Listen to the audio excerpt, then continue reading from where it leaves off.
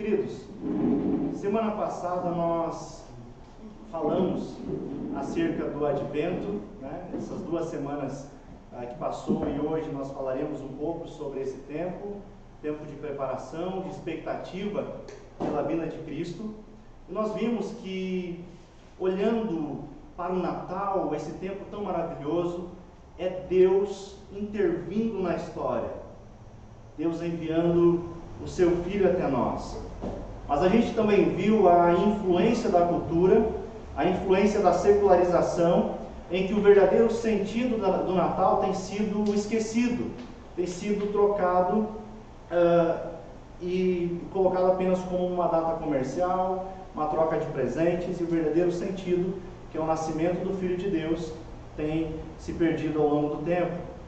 É interessante também lembrarmos que esse período em que vivemos, as pessoas se tornam mais suscetíveis, mais abertas também ao ouvir o Evangelho, e oportunidades surgem para nós testemunharmos dessa graça maravilhosa de Deus, que é Ele enviando o seu Filho para nos livrar da condenação que merecemos.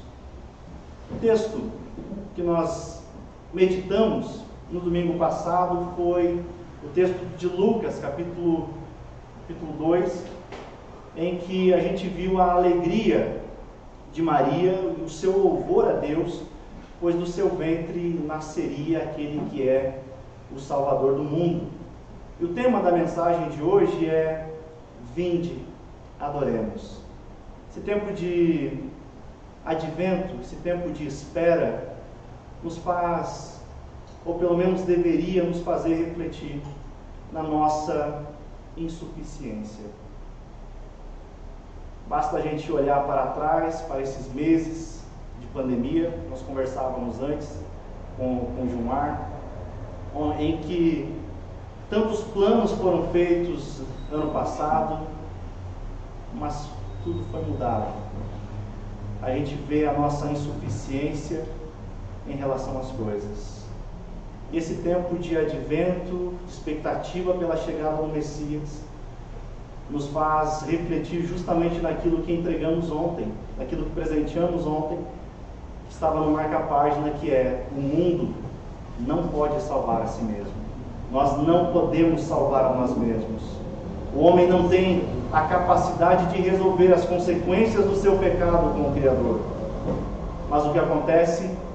Deus envia seu Filho, pois a humanidade toda, eu e você, estávamos em completa escuridão.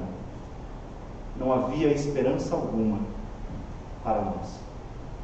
Nenhuma. Porque entre nós e Deus havia um abismo infinito. O nascimento de Cristo é simplesmente a manifestação do amor gratuito de Deus. O menino Jesus é Deus em busca do homem. É Deus reconciliando o homem novamente. Porque eu e você, nós pisamos na bola, e sozinhos a gente não pode satisfazer a justiça de Deus. O homem não tem a capacidade de pagar pelos seus atos. Ele não tem condição alguma de pagar a sua dívida, que é imensa. A dívida que tínhamos perante o Senhor era uma dívida impagável. E a não ser que alguém que seja sem pecado e 100% Deus, que seja o próprio Deus, esse sim pode satisfazer plenamente a justiça de Deus, através do seu nascimento, com o seu sacrifício vicário na cruz. E Ele então pode olhar para nós e dizer: a sua dívida está totalmente paga. O Advento nos faz lembrar que o Verbo se fez carne e habitou entre nós. Deus se fez homem.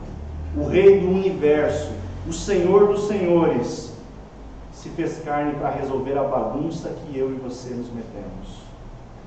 Então, o convite dessa noite é: vinde. Vinde e adoremos. Porque Deus mudou a nossa história. Amém? E esse é o convite que eu tenho para vocês. Eu gostaria que você abrisse sua Bíblia no Evangelho de Mateus, o capítulo de número 2.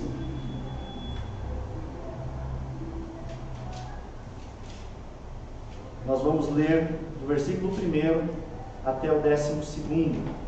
Evangelho de Mateus, capítulo 2, os versos 1 até o 12. Assim está escrito: Jesus nasceu em Belém, na Judéia, durante o reinado de Herodes. Por esse tempo, alguns sábios das terras do Oriente chegaram a Jerusalém e perguntaram: onde está o recém-nascido rei dos judeus? Vimos sua estrela no Oriente e viemos adorá-lo. Ao ouvir isso, o rei Herodes ficou perturbado, e com ele todo o povo de Jerusalém. Reuniu os principais sacerdotes e os mestres da lei e lhes perguntou: onde nascerá o Cristo? Eles responderam: em Belém da Judéia, pois assim escreveu o profeta: e você, Belém, na terra de Judá, não é a menor entre as principais cidades de Judá? Não é a menor entre as principais cidades de Judá, pois de você virá um governante que será o pastor do meu povo Israel. Então Herodes convocou os sábios em segredo e soube por eles o momento em que a estrela tinha aparecido. Vão a Belém e procurem o menino com atenção, disse ele. Quando o encontrarem, voltem e digam-me para que eu vá e também o adore. Após a conversa com o rei, os sábios seguiram seu caminho, guiados pela estrela que tinham visto no Oriente. Ela ia adiante deles, até que parou acima do lugar onde o menino estava. Quando viram a estrela, ficaram muito alegres. Ao entrar na casa, viram um menino com Maria, sua mãe, e se prostraram e o adoraram. Então abriram seus tesouros e o presentearam com ouro, incenso e mirra. Quando chegou a hora de partir, retornaram para sua terra por outro caminho, pois haviam sido avisados em sonho para não voltar a Herodes. Amém? Amém. Irmãos, mais uma vez eu gostaria que você fechasse os seus olhos para a gente orar, pedindo o direcionamento de Deus na pregação da palavra. Amém? Senhor, nós clamamos pelo Teu Espírito Santo, que nós possamos ouvir a Tua voz através da pregação da Tua palavra. Que eu possa ser um instrumento na vida dos meus irmãos e que o Senhor faça frutificar a palavra que aqui será pregada. Dependemos e confiamos no Senhor e assim nós clamamos em nome do Teu Filho amado Jesus. Amém. Queridos, Mateus está mostrando que Jesus é o Messias prometido. O Evangelho de Mateus ele faz inúmeras citações das profecias do Antigo Testamento, mostrando que Jesus é aquele que fora prometido pelos profetas e que esse menino que nasceu, ele é verdadeiramente o Filho de Deus, o Messias prometido. E no texto que nós lemos, gostaria que você permanecesse com a sua Bíblia aberta. No seu primeiro versículo nós já vemos onde Jesus nasceu e em qual período da história ele nasceu. Jesus nasce em Belém, Belém da Judéia, e a cidade de Belém antigamente era conhecida como Efratá. Era uma terra bastante frutífera, tanto é que Belém significa casa do pão. Belém é bastante conhecida nas Escrituras. A gente poderia dizer, o próprio Davi é natural de Belém. Belém é a cidade onde Ruth e Boaz viveram. E Belém, a gente vê inúmeras personagens da história bíblica. Belém na Judéia é justamente o lugar onde a profecia disse que iria nascer o Salvador do mundo, o Rei dos Reis. Só que acontece que nesse período, nesse território, existe um outro rei, mas um rei que não é rei por direito. Ali quem governava era Herodes. Herodes o Grande. A Bíblia fala de pelo menos 4 Herodes. E esse é Herodes o mais cruel, o mais sanguinário. Para vocês terem ideia, Herodes era um homem totalmente ciumento, desconfiado, e morria de medo de perder a sua posição, de perder o seu poder. Ele era tão paranoico com isso, ao ponto de mandar matar a sua própria esposa e seus 2 filhos, com medo de que eles viessem a lhe tomar o poder, porque ele se sentia ameaçado. Ele sabia que não era rei legítimo, ele não era um descendente real de Davi. Então, Jesus nasce durante esse reinado, o reinado de Herodes. É interessante que é justamente nesse tempo que alguns sábios, alguns magos, se dirigem do Oriente até Jerusalém. A gente vê isso no versículo 1. Jerusalém a Belém. Belém ficava no sul de Jerusalém, aproximadamente uns 8 quilômetros de Jerusalém. É interessante que essa ênfase que Mateus, o evangelista, está dando dos magos vindo do Oriente, nos mostra algo pelo menos fantástico. Nos mostra que o evangelho ele não estaria limitado tão somente aos judeus, mas que com a chegada do Messias, o evangelho alcançaria todas as nações. Apenas uma observação, que quando algumas traduções trazem a palavra sábio, outras trazem a palavra mago. E quando a gente ouve falar em mago, logo a gente pensa em adivinhos, mágicos, né? E a Bíblia até cita alguns. A Bíblia cita o próprio Simão, o mágico. Mas nesse texto que nós lemos, a palavra mago se refere àquilo que os homens representavam no seu tempo. Eles eram homens estudiosos, eram homens bastante estudados, que conheciam vários assuntos. Não eram pessoas leigas, né? É muito provável também que esses homens, esses magos, eles conheciam as profecias acerca do Messias, porque houve um tempo em que o povo judeu, no período pós-exílico babilônico, viveu nas terras da Pérsia.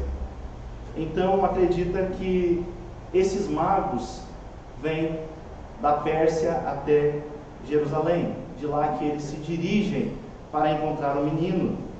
Segundo alguns comentários, o trajeto que esses homens percorrem é um trajeto de aproximadamente 1.600 quilômetros.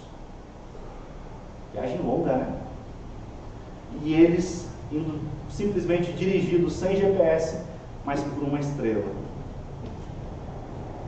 E qual é a motivação? Eu pergunto a vocês, qual é a motivação desses magos ao fazerem essa viagem tão longa?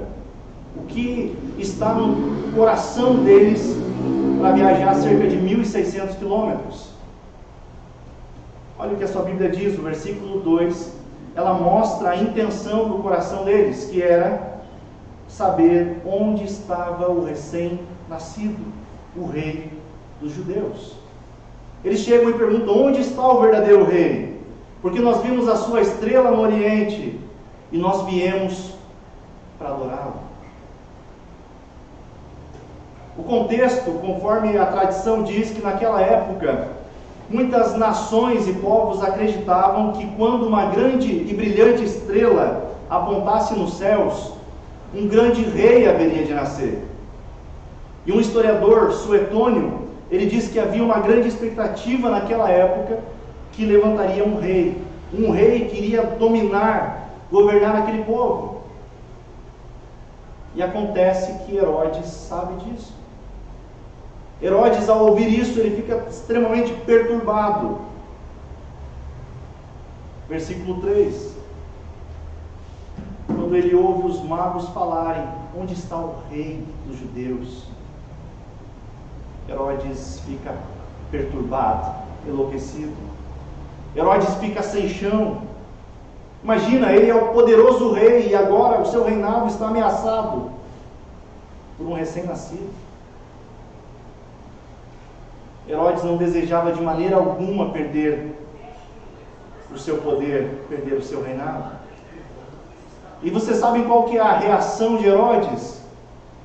A reação dele é um pouco inusitada.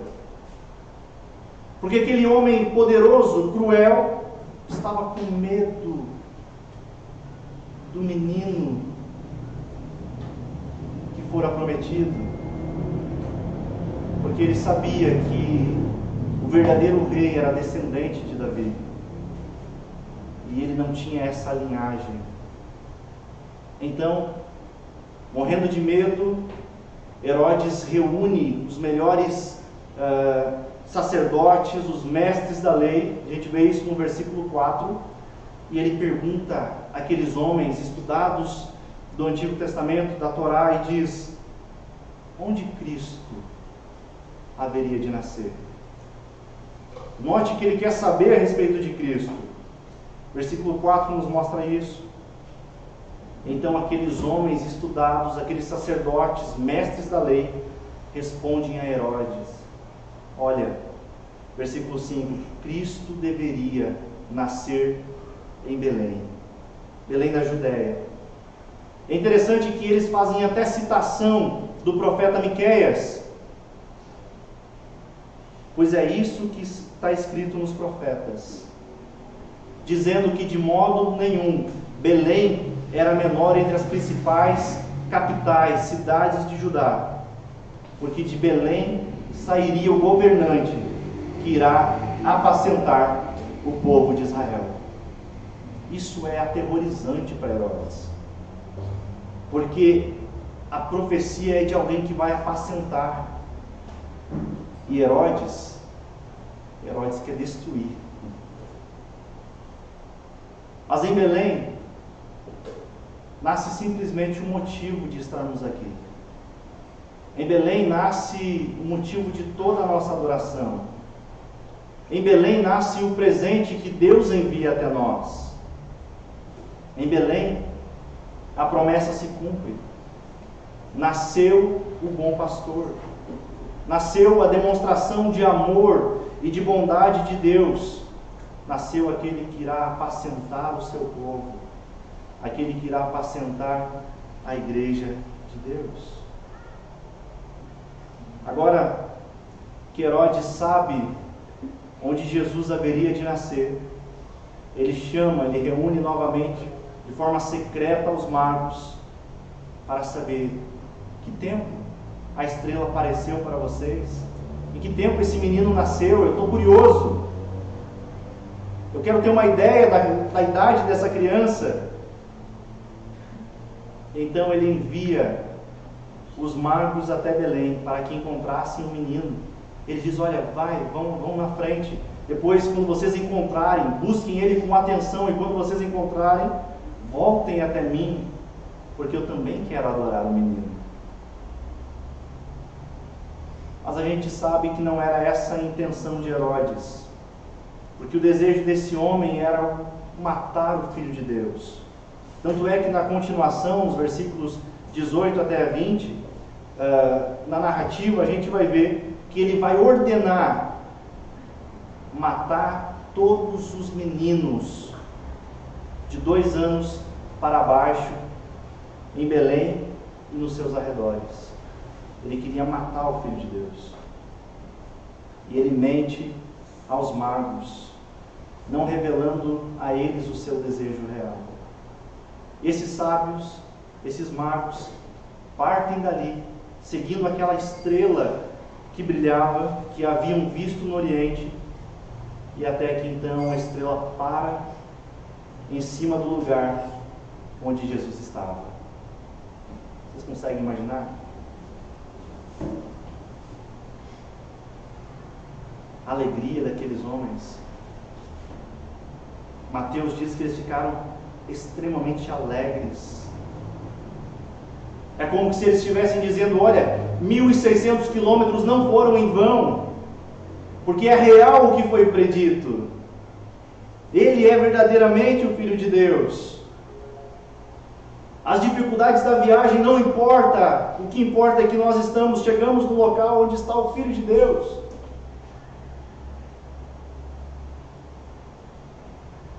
Vocês conseguem imaginar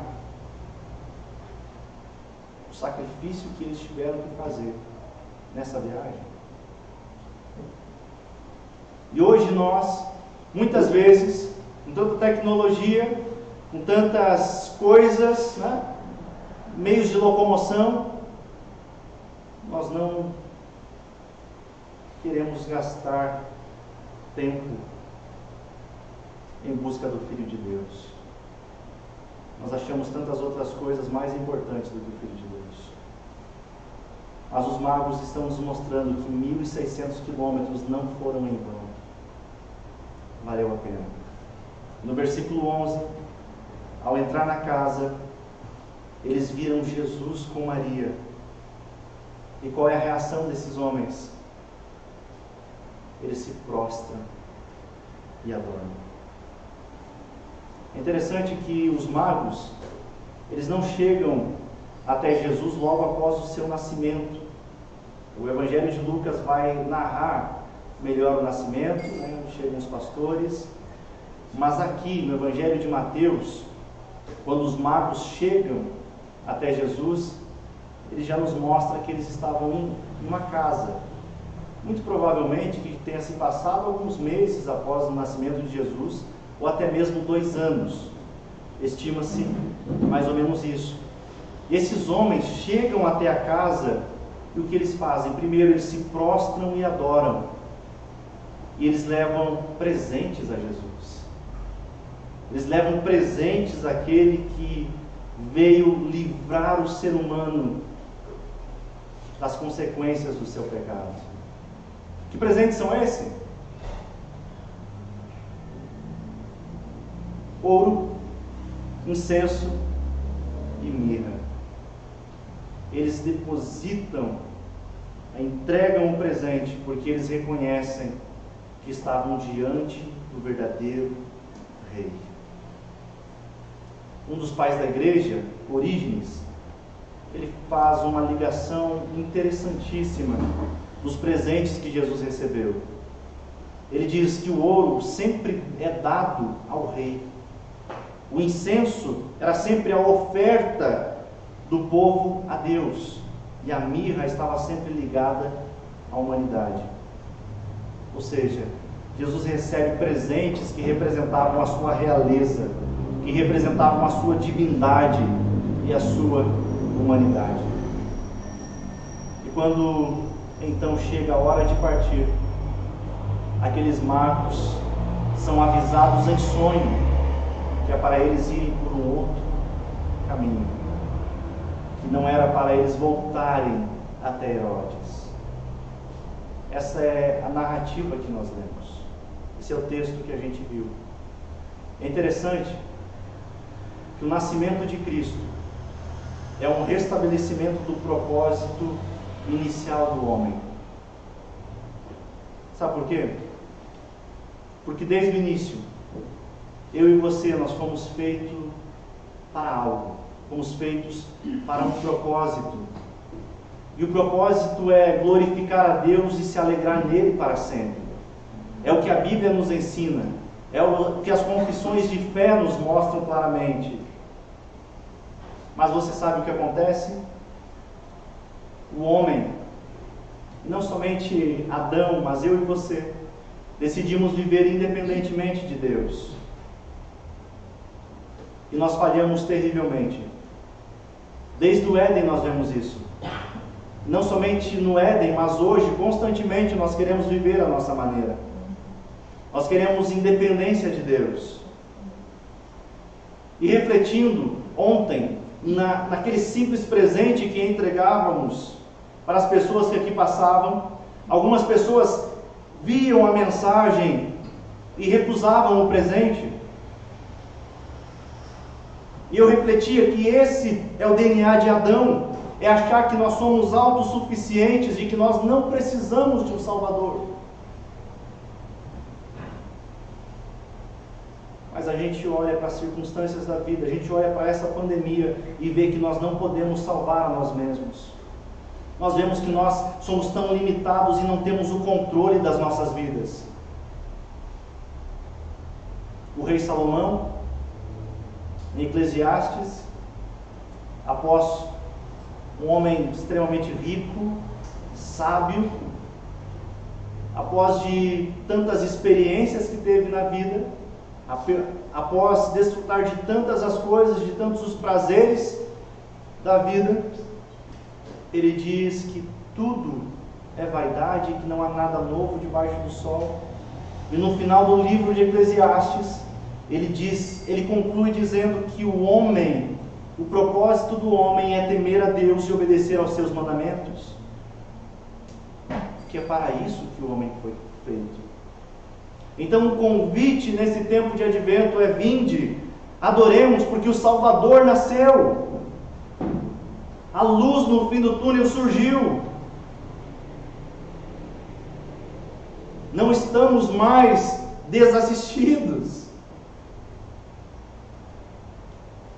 Agora nós temos alguém que interveio na nossa história. E adorar a esse menino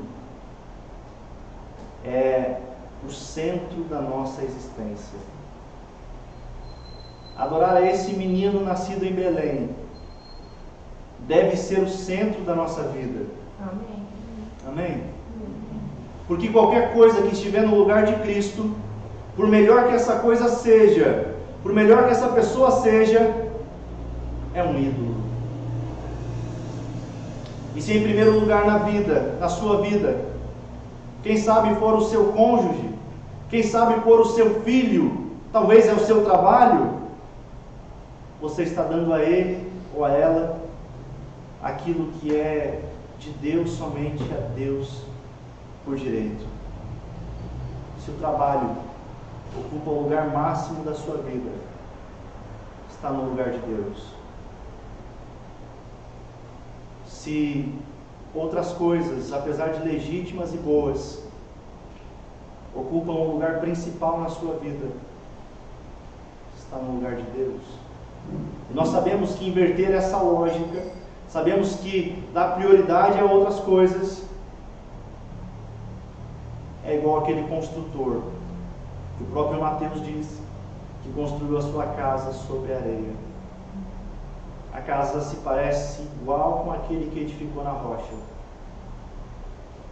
Mas quando vem os problemas, quando vem as tempestades, ela não permanece de pé. Porque o seu alicerce não é Cristo.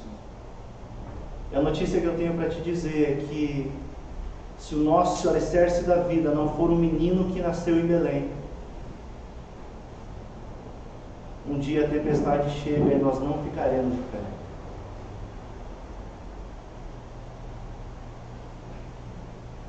Mas quando Cristo é o centro da vida,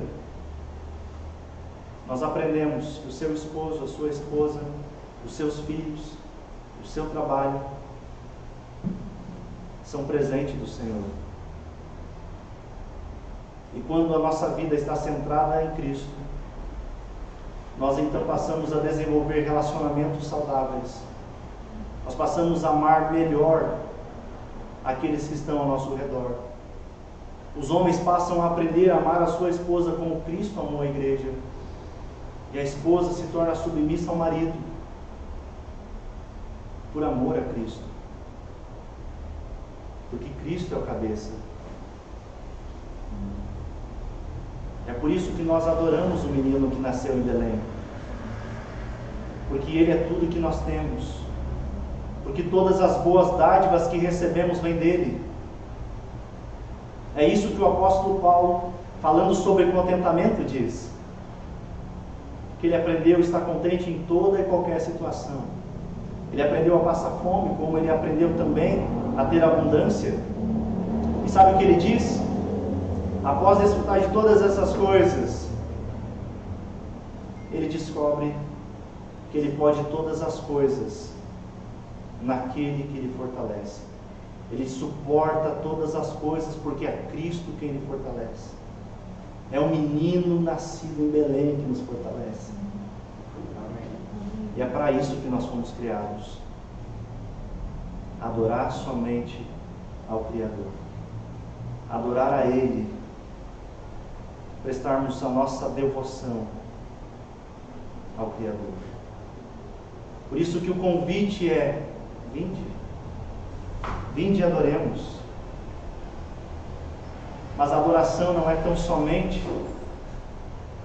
quando nós estamos reunidos ou quando nós cantamos maravilhosos hinos. O próprio apóstolo Paulo, cito ele novamente, ele diz que a vida toda, a integralidade da vida, precisa estar perante ao Senhor. Ele diz: portanto, quer comais, quer bebais ou façais qualquer outra coisa, seja para a glória de Deus. A nossa vida é para a glória de Deus. Nós precisamos desenvolver amizades para a glória de Deus, casamento para a glória de Deus, criar filhos para a glória de Deus. É isso que os magos fazem, se prostram perante ao Senhor. E quando a nossa vida é centrada em Cristo, no trabalho, nós somos funcionários melhores, nós somos patrões melhores, porque nós entendemos que aquilo que estamos fazendo é para a glória do Senhor Jesus Cristo. Amém? Aqueles magos não mediram esforços nenhum para chegarem até Jesus. A canseira dos 1.600 quilômetros não os desanimou. Sem falar que não tinha ônibus, não tinha avião. Provavelmente fizeram a pé ou a camelo. Mas nada, nenhum empecilho fez com que eles desistissem. Porque eles sabiam que o alvo da vida era adorar o menino. E eles não iriam parar enquanto Cristo não fosse adorado. Os magos se renderam a Jesus. E Lucas nos fala que os anjos adoraram o menino. Os pastores adoraram o menino. E a igreja de Cristo, eu e você também devemos adorar o menino. Adorar com a nossa vida, adorar em comunidade. Porque aqueles homens, quando viram para onde a estrela estava apontando, eles não ficaram morrendo de medo, muito pelo contrário, mas eles se alegraram, ficaram extremamente alegres. Eles são tomados de alegria, porque agora para eles a vida faz sentido. O vazio da alma é preenchido somente com Cristo. Mas quando a gente olha para o texto, nem tudo é alegria, nem todos estão alegres. Herodes não se alegrou, nem um pouco. O sentimento de Herodes era muitas vezes o sentimento que nós temos, de que Jesus não viesse para tomar conta da nossa vida. Ele não queria que Jesus fosse o Senhor da sua vida. E muitos são os que tentam resistir ao senhorio de Cristo. Herodes é um desses homens. Herodes é um exemplo de quem quer viver a vida achando que é autossuficiente. Viver a vida de alguém que é vestido de justiça própria. E quando a gente olha para a narrativa, a gente tentando se encaixar nela, nós pensamos que se estivéssemos nesse contexto, nós seríamos como os magos, iríamos até Jesus e o adoraríamos. Mas se nós olharmos para o nosso passado antes de Cristo, a nossa atitude seria exatamente a mesma de Herodes. Viver a vida do nosso jeito. Viver a vida acreditando que o nosso jeito de viver é a vida que realmente vale a pena. É a vida que realmente é feliz. Mas nesse período de advento, nesse período de expectativa pelo menino que nasceu, a gente lembra da enrascada que nos metemos, justamente por querer fazer as coisas do nosso jeito, por querer fazer as coisas pela nossa vontade. Mas Deus, por seu amor, enviou o seu Filho, o Rei do Universo, até nós, aquele que é Senhor, Senhor sobre a nossa vida, aquele que comanda todas as coisas. E em resposta a tudo isso que Deus fez por nós, em forma de gratidão, que Ele encontre em nós um coração agradecido e prostrado perante o seu Filho. Amém? Como gratidão, nós devemos nos render aos pés de Cristo. Por isso que o convite é: vinde e adoremos, porque Deus interveio na minha e na sua história. Vinde e adoremos, porque somente Ele merece adoração. Vinde e adoremos, porque se Deus não enviasse o seu Filho, eu e você permaneceríamos totalmente mortos em nossos delitos e pecados, mortos para a vontade de Deus. Permaneceríamos com um coração duro de pedra e estaríamos eternamente condenados pelos nossos pecados. Mas a boa notícia é: vinde e adoremos, porque um menino nasceu, um filho nos foi dado, e o governo está sobre os seus ombros, e ele é chamado Maravilhoso Conselheiro, Deus Forte, Pai da Eternidade, Príncipe da Paz. E Ele é Senhor sobre a minha e a sua vida. Então, esse tempo nos faz lembrar que a nossa história, ela faz sentido em Cristo. Nos faz lembrar que do nosso jeito nós só quebramos a cara, nos metemos no fundo do poço, num caos, mas que Cristo é a esperança do mundo. Cristo é a solução para o mundo em trevas. E o que nós fazemos com o Natal? Nós continuamos fazendo apelos para que voltamos ao verdadeiro sentido do Natal. Apesar de ser tão clichê, é necessário, pois constantemente nós esquecemos essa verdade. Eu gostaria de dizer que é muito bom nós recebermos presentes, estarmos com a família reunida, enfeitarmos a nossa casa, é maravilhoso, mas tudo isso tem que apontar para Cristo, porque se não apontarmos para Cristo, nada fará sentido. Cristo é o verdadeiro Natal. Cristo é Deus que veio até nós. Por isso que nós devemos celebrar o nascimento, a encarnação do Filho de Deus, o início de uma vida perfeita que o levaria até a cruz. Cristo é o motivo de tudo, dos presentes, da confraternização, do encontro das famílias, das luzes. Ele é o motivo. Devemos lembrar que Cristo veio ao mundo para salvar pecadores, dos quais eu e você somos os piores. É por isso que todo cristão deve ter os seus olhos voltados na manjedoura e na cruz, a fim de contemplar a profunda gravidade do meu e do seu pecado, mas contrastar ele com o imensurável amor de Deus. Amor esse que lança fora todo medo. Amor esse que lança fora as nossas imperfeições. Amor esse que nos perdoou. Amor esse que pagou a nossa dívida. Dívida que era impagável. Nem que nós trabalhássemos a vida toda tentando ser o melhor possível, conseguiríamos pagar o preço que foi pago pelo Filho de Deus.